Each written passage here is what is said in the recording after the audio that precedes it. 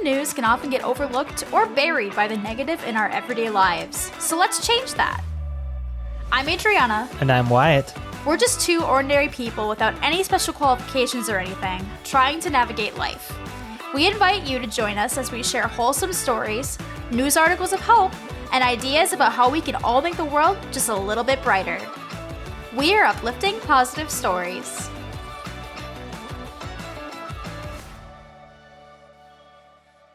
Welcome back to another episode of Uplifting Positive Stories. Thanks so much for joining us. Yeah, excited to be here. And if I'm understanding correctly, I believe this is episode 10, so we're 10 episodes in now. Yeah, you're right. Holy cow, I didn't realize it was our 10th one, actually.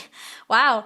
I'm really excited for today's episode. We've got some interesting topics we're going to dive into. It's kind of a two-parter for this episode. We have one story that kind of tackles one theme or one message, and then another that tackles kind of the flip side of that. So we're just going to dive right into it. All right. Our first Reddit story comes from the What's the Most Wholesome Experience You've Had? It's a very short one, but I think it's got a very good message to it. The Reddit story says, I was walking home from work one day and there were two young guys cleaning out the back of the local cinema. One was singing a bit, I think it was a Disney song. His mate told him, she's gonna think you're a weirdo. So I joined in and sang the rest of the song with him while I strolled down the street.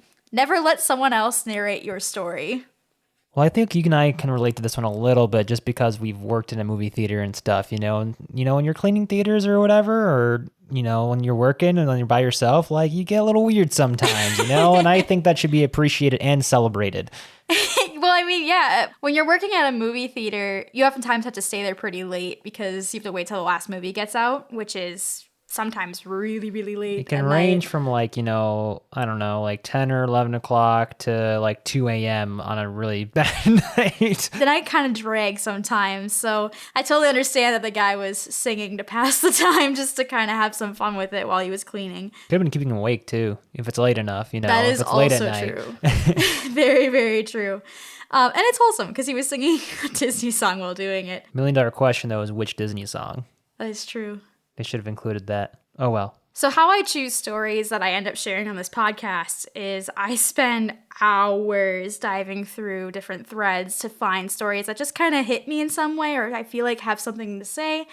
And from there, I kind of pair them up with other stories or articles usually that I think kind of hit a certain message. This one particularly stood out to me as a good example of building people up when you hear people knocking them down. I feel like this happens a lot where sometimes people will make comments that maybe aren't the nicest and people around them have the opportunity to either join in that, be silent, or build that person back up after someone made a comment that maybe wasn't the nicest. Mm-hmm. And I loved this situation where instead of making it awkward and her being like, I don't think you're a weirdo, and then the other guy being kind of odd about it, she just decided to join in to kind of show her solidarity to the guy. And in doing that, I'm sure it made his night a little bit, kind of a haha kind of moment to his friend, like, nope, she thinks I'm cool. Mm-hmm. Well, I think that's how friendships come about sometimes, like just shared weirdness, or like... Exactly. Why worry about being weird?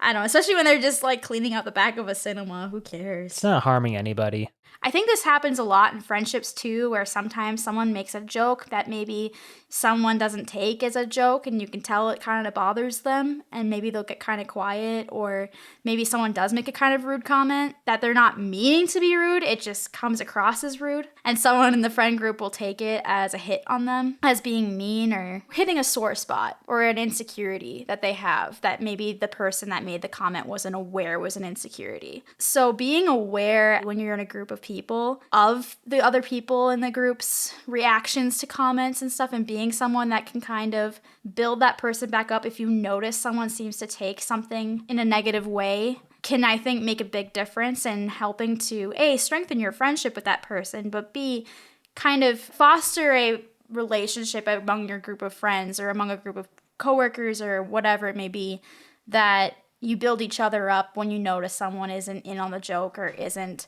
having a good time in the conversation, I guess I should say. Mm-hmm. And maybe also just like, I don't know, the friend who's making the comment, because I often have in the past and still do sometimes suffer from foot and mouth syndrome, or in the attempt of trying to be funny, maybe unknowingly, like they don't find it funny. They're not in on the joke like you think it is, and so like don't be afraid to like say, hey, I don't think they appreciate that, or hey, I didn't really appreciate that, maybe Yeah. not like right then in the moment, but like off to the side or something. It doesn't have to be a huge deal, but Right. yeah, otherwise just like, if you see it bothered your friend, like try to be low key, like, no, I think it's cool or something, like especially when you have the jokes. I feel like this happens more so when you're younger, but it can happen at any age too. I've been guilty at it every age, and you're like poking fun, that sometimes works and sometimes doesn't work. It depends on the friendship. It depends on your state of mind and how your day 100%. was, how your week was going, so 100%. Yeah. You never know what someone's mental state is at any given moment. And so what might work as a joke to somebody, because it's okay to poke fun every once in a while, that's part of friendships and stuff. But sometimes it might not be the right day for it and you just might not know. Maybe they just had a really bad day and they're not in the mood for that kind of joke. They're not feeling great about themselves in that moment. And then that just kind of adds to it. You never know. So I 100% agree. Just kind of try to be aware of that in the situation. And if you're someone that just happens to notice that, hey, so-and-so's kind of stopped talking and they're not responding as much and you can tell that they're off, maybe, that's a sign to either check in with them and be like, hey, are you okay? Or in a low-key way, try to counteract what was said and, make it more of a positive thing rather than adding to it. Mm-hmm. And in an extreme case, if you're noticing that someone's being really rude to somebody in your friend group, like it's totally okay to call them on that in a very like respectful way. It's totally okay to say, are you meaning to hurt this person's feelings? Are you meaning to be rude? That was not a very nice comment. It's okay to call someone on it if they're being really extremely bad. Obviously, that's not something you need to do in every circumstance, but if it is that extreme, to step up and do that. Depends on the group as well, like if it's with a friend versus a complete stranger is totally different circumstances and a totally different vibe, like right. That is true. Like if a stranger comes at you hot and heavy, like just being rude, like, dude, what are you doing? Or girl, what are you doing? Like step back a little. On a side note, don't apologize for being weird. There's no crime to being weird. Exactly. What is weird is it's just being unique, right? So I don't think there's any reason to be afraid of being weird when it comes to like singing or just being yourself. So the next Reddit story covers a bit of a different topic, but still kind of connects to what we were just talking about. This one is also from the same thread, what's the most wholesome experience you've had? And this one says, prob going to get buried, but I wanted to share it. Went out with some friends, grad school program, we're classmates, and already was annoyed since despite telling me to text them, they kept me waiting for about 2 hours before I could get a response, and then I had to figure out where to go since they told me jack all. Once there, they all left in their own group, and a man saw me having a conversation with one of the classmates. I didn't really believe my ex-friend that I should join them more. This is the moment. The man saw the whole thing happen and told me, hey, you shouldn't let them treat you like that. He saw this out of context and voiced exactly what I was thinking. We had a long, heartfelt conversation about people and friendships. He was so nice. He was there to visit his son, also a student, and just so happened to be there at the right place and the right time. I took his advice to heart and felt a lot better about everything. Stopped going out after that and stopped being around people who failed to show me an ounce of respect. I'm not a great storyteller, but it's one of the few times someone helped me out of the goodness of their heart. I feel like I relate more to that through working customer service, or sometimes you have a really, really bad customer experience where they can't be helped, whatever it is they're trying to get, or that you're not providing for them, or they're not, whatever they're unhappy about, you just can't make it happy, Yep. And they just flip out or whatever, and you're just like having like kind of smile and nod or whatever and try and just take it, and then they storm off. A lot of times, like the customers that are around, when they are around, I feel like that usually happens when there's nobody else around. But when there are people around, like on a really busy day or something, like you'll see the people around be like, kind of make a face like, that was weird, or you're fine, like that's not normal, or they even say something, like if it's a really bad experience, depending on it. So I feel like I relate that more commonly through those customer service experience, because it's like, especially with customer service, I feel like it's another one of those ones where this comes up a lot, where it's easy to notice like the really bad ones. But I feel like most people around like don't fall into that category, and they recognize like, hey, you're being mean to them, and then they'll like, it's nice when they step up or say something, or yeah. I remember one time I was working at the movie theater and I was a manager, so I was in charge of trying to call IT if a projector went down and also trying to repair it myself with the limited knowledge that I had. And there was a special event. It was actually a Rob Zombie movie that was going to be playing for like one night only. And I remember the projector went down. I tried to fix it with everything that I knew how to do. Wasn't working. I called IT. They tried stuff. And finally they told me, nope, I'm sorry, we can't get this projector up tonight. Like, this projector's gone kaput for the day. I'm so sorry. It's going to probably take us a few hours to figure out what's going on with this. And I had been radioing down to my workers to tell them down in the concession area to go into the theater and tell them that I was working on it so I could continue being on the phone with IT. So people were up to date. They knew what was going on. And finally, I had to go down there myself and tell them the sad news for all these Rob Zombie fans that were really excited for the special screening that this wasn't going to happen tonight, and give them refunds and tickets to go to another movie another night for free. And so I went down there. That was our shtick that we had to do if something really went wrong. And I remember there was one guy that was so excited to see this movie that he just went off on me and was screaming at me and yelling. It was like, I'm out of here. This is unbelievable, and like walked out. And everyone in the theater watched, and I just saw their faces look in shock at this display that happened. And I knew deep down that obviously I'd done everything I could, and that it wasn't my fault, that the technology just wasn't working, and that even IT couldn't fix it. But it's hard in that moment when you're faced with someone being that blatantly rude to you to be able to disconnect from that and go, okay, it's not about me, it's about the situation, you know? And so in that moment, I remember being so just about to cry, but I held it together. And I remember every person that was on the way out of the theater stopped to talk to me and tell me that that was not okay how he talked to me, and that I did the best that I could, and that they were kept told what was going on so they weren't left in the dark, and that the free passes were appreciated, and that I was super nice about it.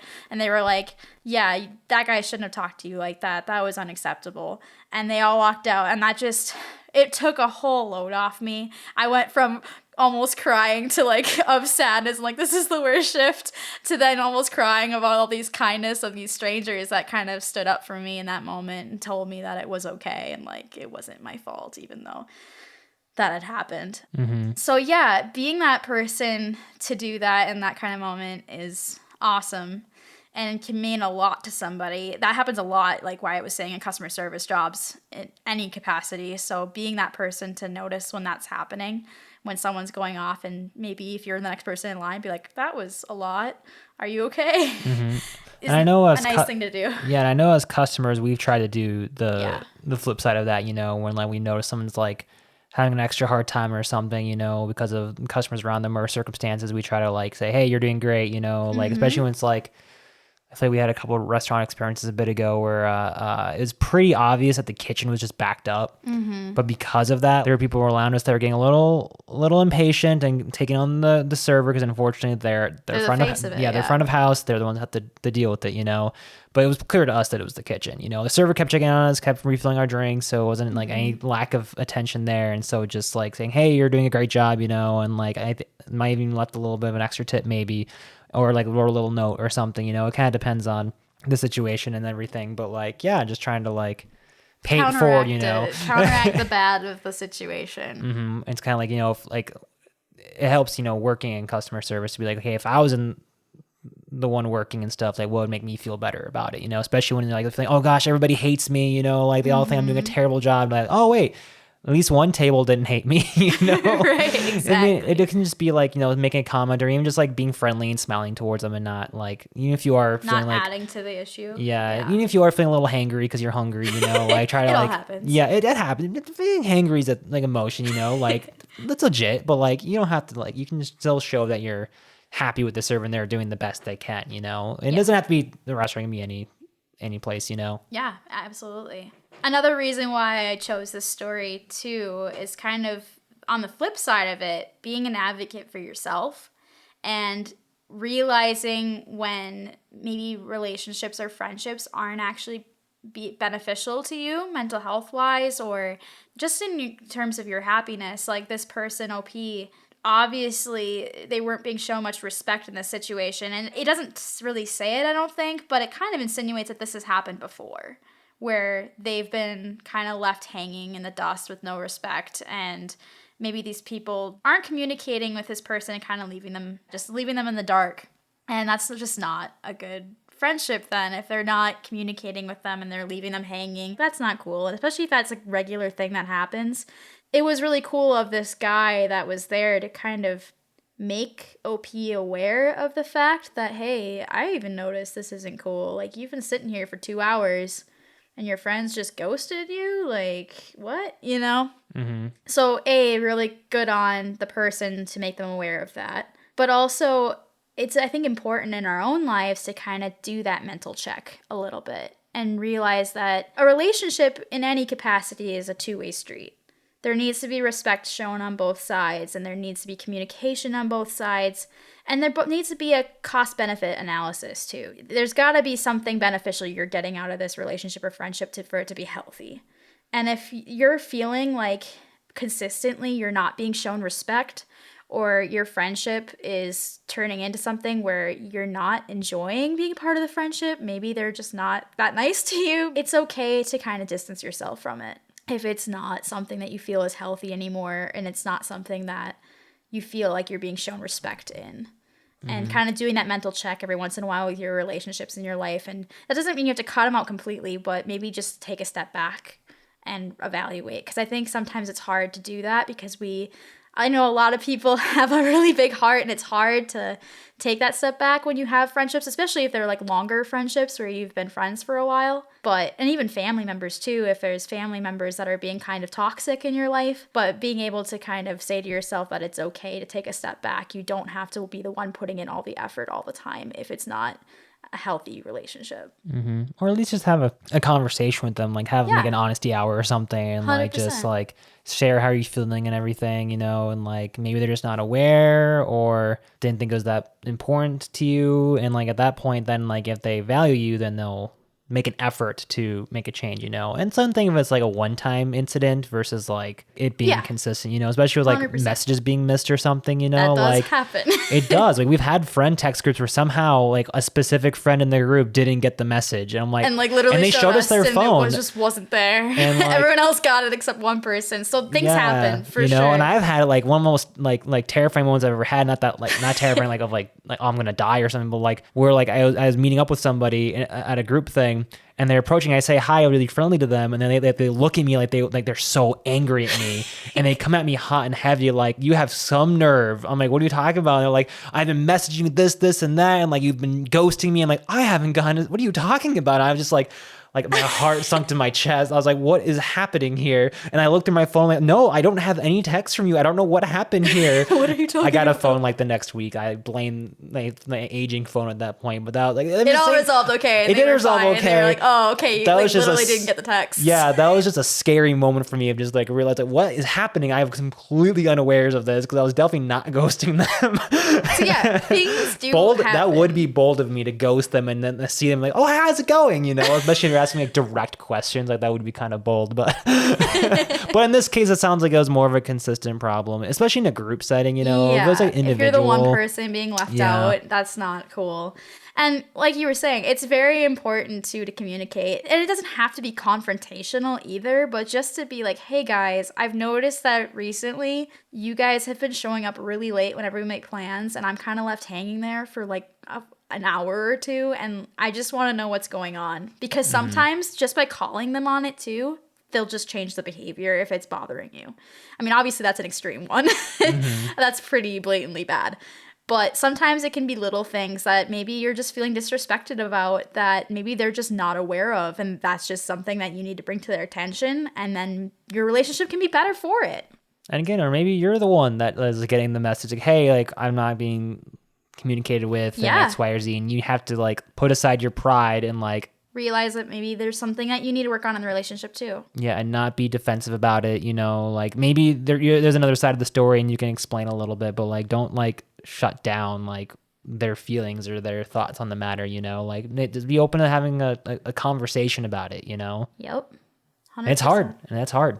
Yeah. It's hard on both ends. It's hard to be honest because like you're so scared of like, like retaliation or just like losing a friend or like just creating an awkward situation because like, it's easy to write down like, oh yeah, just talk to them, but it's just that fear of an awkward conversation. I feel like most people can relate to that, and it's hard to then take it, but we got to be willing to do it. Otherwise we're not gonna like, we're just gonna be living this like stasis of not everybody's really fully happy or getting what the most out of the friendship, and like these things should be positive and like uplifting each other, not tearing each other down. It takes a little bit of courage, to like 100%. Be honest, not only with your friends, but also with yourself. Yep, exactly. So for the articles today, I picked 2 of them. They don't really have much to do with the theme for today, but I just thought these ones were really interesting advances in science and advances in findings and research that we've had that I hadn't heard about, and I don't think have gotten a ton of coverage in the news that I thought were worth sharing. So, okay. The first one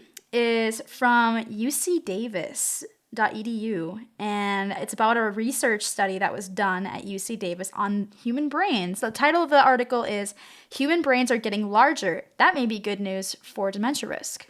Okay. UC Davis was doing a study called the Framingham Heart Study. And apparently it sounds like a lot of these participants also had MRIs done. So the MRIs were conducted between 1999 and 2019. And it had participants born between 1930 to 1970.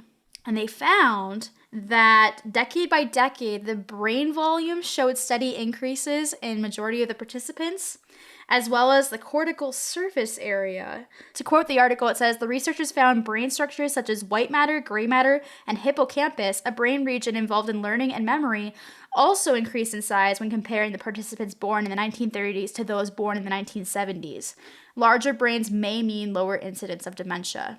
And another line from the article says, in another study in the past, they found that the incidence of dementia has decreased by 20% by every decade since the 1970s. Okay. To quote the article one more time, it says here, larger brain structures like those observed in our study may reflect improved brain development and improved brain health. A larger brain structure represents a larger brain reserve and may buffer the late life effects of age-related brain diseases like Alzheimer's and related dementias. And that quote is from DeCarli, who's a distinguished professor of neurology and the director of the UC Davis Alzheimer's Disease Research Center. Gotcha. Well, I feel like anything that's like decreasing the chances of dementia and such is can only be a good thing, Yeah, and especially if it's decade by decade, that every decade it's seeming like it's going down.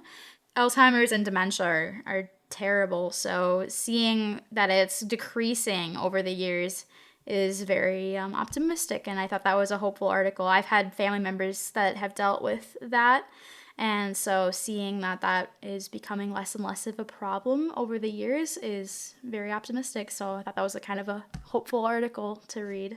Mm-hmm. The next article we're going to go into is another benefit of AI that has happened in research. If we keep going on this path, people are going to think that we're just totally pro AI, and that's like... I know. This is just the podcast for positives, all right? We're looking at the positives. I'm sure there's other ones out there for the negatives of AI. Yes. If you want to look back on episode 2, we covered another interesting use case for AI in helping stroke victims that can no longer speak be able to still verbalize their thoughts through the use of AI.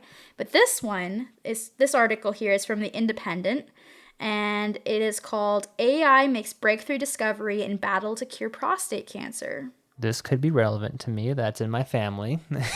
So to quote the article, a cancer research UK-funded study found prostate cancer, which affects 1 in 8 men in their lifetime, includes 2 subtypes. Why that's important is up to this point, they only viewed it as one type of cancer instead of 2 subtypes, which makes it very different when you're trying to treat it, apparently. And it says that this new finding could actually help save thousands of lives because now they can tackle it in a completely different way than what they had prior. Apparently, they had a similar finding a while ago when it came to breast cancer, and that was super helpful in helping to treat it when they found out that there was more than one subtype. And so they're hoping that by finding this with prostate cancer that they're going to have similar findings in terms of new treatments and new ways to tackle it that they hadn't before. But does it explain much about what the different types are that they're kind of seeing? So it doesn't say what the different subtypes are, just that there are 2 subtypes. they're saying that because of the two subtypes, it'll help them have more of a personalized treatment plan for those that do have it. And they were able to find out about these two subtypes because of the use of AI, because of using AI. AI was the one that figured it out. And that, to quote the article, the study could ultimately lead to tailored treatments to each individual patient according to a genetic test, which will also be delivered using AI. Interesting. Yeah. So I thought that was a very hopeful article in that area, especially, with Wyatt has some of that in his family history. And that's kind of a concern that, we always have in the back of our minds of something like that developing. So yeah, and just in general, that's a huge thing. They say that in the UK, this is a UK article, that they have about 52,000 cases a year. It's a pretty big issue. So being able to use AI to kind of hone in on these different cancers to kind of understand them better. I mean, knowledge is power. Then maybe we can have more personalized treatments and hopefully people can have more success in battling the cancer. So yeah, I thought that was a hopeful article. Well, any progress that can be made is on that front is only going to do good. Exactly. So we want not too much to dive into here. I just thought these two articles were worth sharing. And yeah, if you find articles like that you think are hopeful and are interesting in some way, please feel free to share them to us. You can email us them at upliftingpositivestories@gmail.com. And if you also have any personal stories of things that you've seen that made your day or that you thought were uplifting in some way, please feel free to send those over. We also have a Facebook group called Uplifting Positive Stories. Feel free to join that group. On there, you can share anonymous stories, you can read other people's anonymous stories, and it's just a cool community. So, yeah. And with that, we will call it a day on this podcast. Tune in every Wednesday. We're dropping a new episode every Wednesday morning, and we hope that you'll join us next time. Thanks so much for joining us today, guys. And stay positive.